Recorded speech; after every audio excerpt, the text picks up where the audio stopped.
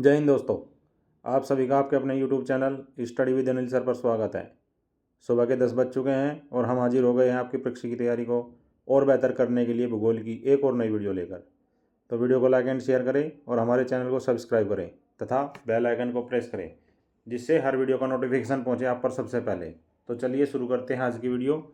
स्थलमंडल, नदी द्वारा निर्मित स्थलाकृति एवं अफवाह प्रतिरूप, भाग 1। क्वेश्चन है, कौन सा भूदृश्य जलप्रपातों एवं क्षिप्रिकाओं की बहुलता का द्योतक है?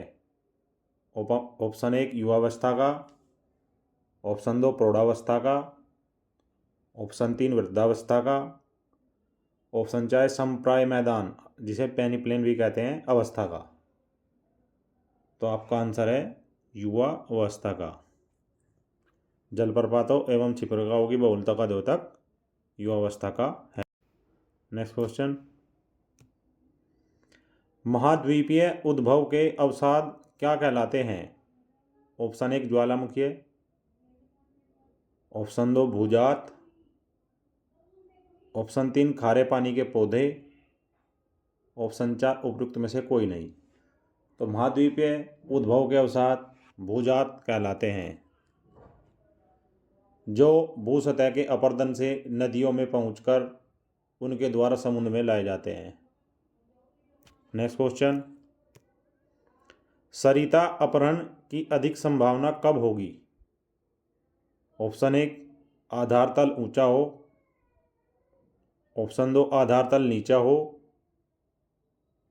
ऑप्शन 3 जल विभाजक के दोनों ओर ढाल प्रवणता में अधिक अंतर हो, ऑप्शन 4 उपयुक्त में से कोई नहीं। तो जब कोई नदी अपनी सहायक नदी या उसकी सहायक नदी दूसरी नदी के जल का अपहरण कर अपने में मिला लेती है तो उसे सरिता अपहरण कहते हैं।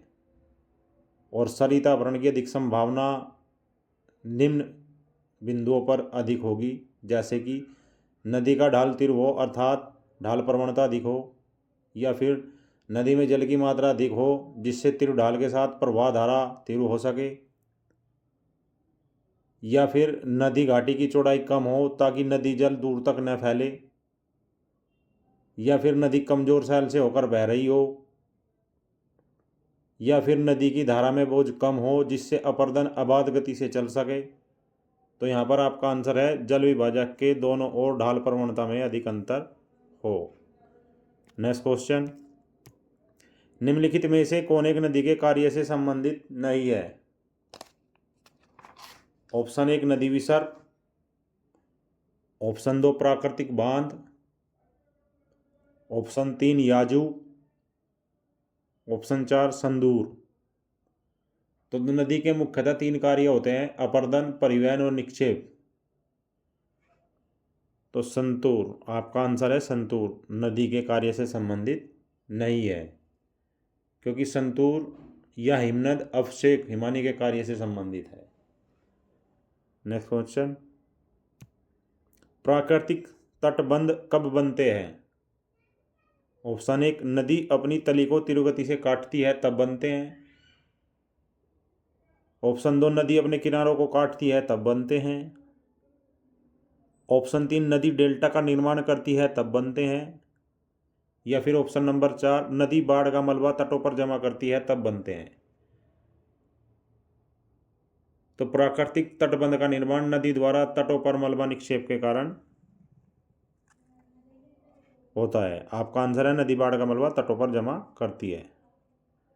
नेक्स्ट क्वेश्चन, निम्नलिखित में से कौन सी स्थलाकृति नदी के अपरदनात्मक कार्य से निर्मित नहीं होती? ऑप्शन 1 जलप्रपात, ऑप्शन 2 जलगर्तिका, ऑप्शन 3 प्राकृतिक तटबंध, ऑप्शन 4 उपयुक्त में से कोई नहीं। तो प्राकृतिक तटबंध नदी के अपरदनात्मक कार्य से निर्मित नहीं होता, यह नदी के निक्षेपणात्मक कार्य से संबंधित है। नेक्स्ट क्वेश्चन, प्राकृतिक तटबंध किस निक्षेपणात्मक कार्य के परिणाम है? ऑप्शन 1 पवन के, ऑप्शन 2 हिमानी के, ऑप्शन 3 भूमिगत जल के, ऑप्शन 4 नदियों के। तो प्राकृतिक तटबंध नदियों के निक्षेपणात्मक कार्य का परिणाम है। नेक्स्ट क्वेश्चन, निम्नलिखित में से कौन विशिष्ट वर्ग से संबंधित नहीं है? ऑप्शन 1 जलोढ़ पंख, ऑप्शन 2 प्राकृतिक तटबंध, ऑप्शन 3 बाढ़ निर्मित मैदान, ऑप्शन 4 नदी विसर्प। तो आपका आंसर है नदी विसर्प। जलोढ़ पंख, प्राकृतिक तटबंध, बाढ़ निर्मित मैदान ये नदी के निक्षेपणात्मक कार्य से संबंधित है, जबकि नदी विसर्प इससे संबंधित नहीं है या इनसे अलग है। नेक्स्ट क्वेश्चन, निम्नलिखित में से कौन सा अपरदनात्मक स्थल का रूप है? ऑप्शन 1 जलप्रपात, option 2 drumlin, option 3 loess, option 4 delta. तो निम्न में जलप्रपात अपरदनात्मक स्थल का रूप है। नेक्स्ट क्वेश्चन, निम्नलिखित में से कौन सी स्थलाकृति नदी निक्षेपण से संबंधित नहीं है? ऑप्शन 1 जलोढ़ पंख, ऑप्शन 2 विसर्प, ऑप्शन 3 प्राकृतिक तटबंध, ऑप्शन 4 भग्नाश्म शंकु। तो नदी विसर्प है यह नदी के निक्षेपणात्मक कार्य से संबंधित नहीं है। नेक्स्ट क्वेश्चन, निम्नांकित में से विसर्पों का निर्माण किसकी क्रिया से होता है? ऑप्शन 1 बहते हुए जल की, ऑप्शन 2 पवन की, ऑप्शन 3 हिमनद की, ऑप्शन 4 भूमिगत जल की। तो विसर्पों का निर्माण बहते हुए जल की क्रिया से होता है। नेक्स्ट क्वेश्चन, निम्नांकित स्थल रूपों में से कौन सा उत्पत्ति में बहुचक्रीय है? ऑप्शन 1 सर्क, ऑप्शन 2 नदी विसर्प, ऑप्शन 3 अधःकर्तित विसर्प, ऑप्शन 4 गोखुर झील।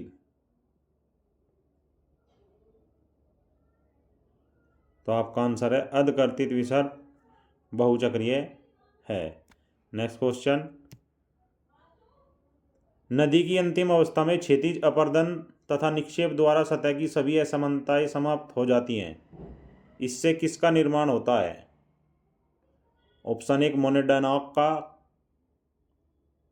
ऑप्शन 2 पेडीप्लेन का, ऑप्शन 3 संप्राय मैदान का, ऑप्शन 4 उपयुक्त में से कोई नहीं। तो आपका आंसर है संप्राय मैदान का। नेक्स्ट क्वेश्चन, नदी अपरदन चक्र के किस चरण में मोनेडैनॉक दिखाई देता है? ऑप्शन 1 प्रारंभिक अवस्था में, ऑप्शन 2 युवावस्था में, ऑप्शन 3 प्रौढ़ावस्था में, ऑप्शन 4 वृद्धावस्था में। तो नदी की अपरदन चक्र के वृद्धावस्था चरण में मोनेडैनॉक दिखाई देता है। आपका आंसर है वृद्धावस्था। Next and last question, Cuesta नदी अपरदन की किस अवस्था का भूरूप है? ऑप्शन 1 युवावस्था का, ऑप्शन 2 प्रौढ़ावस्था का, ऑप्शन 3 वृद्धावस्था का, ऑप्शन 4 उपयुक्त में से कोई नहीं। तो नदी की अपरदन क्रिया द्वारा उत्पन्न स्थल रूपों में जलप्रपात का निर्माण होता है, जलगति का, संरचनात्मक सोपान, नदी वेदिका, नदी विसर्प, क्वेस्टा तथा सूकरकटक और संप्राय मैदान का निर्माण होता है। अतः क्वेस्टा नदी अपरदन की युवावस्था का परिणाम है। आपका आंसर है युवावस्था। तो दोस्तों ये थी आज की video. I hope this video will very helpful to preparation your examination. So friends, comments box में कमेंट जरूर करें। जय हिंद, जय भारत।